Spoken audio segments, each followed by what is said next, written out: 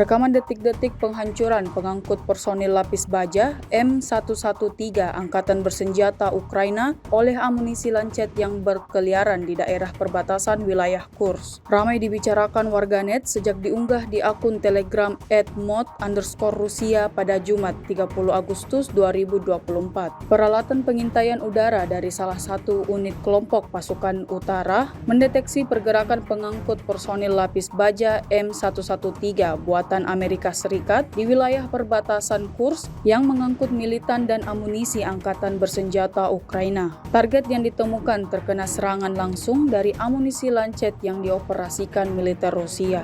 Hasilnya seperti yang terlihat dalam rekaman. Insiden ini menambah daftar panjang kerugian yang didapatkan angkatan bersenjata Ukraina.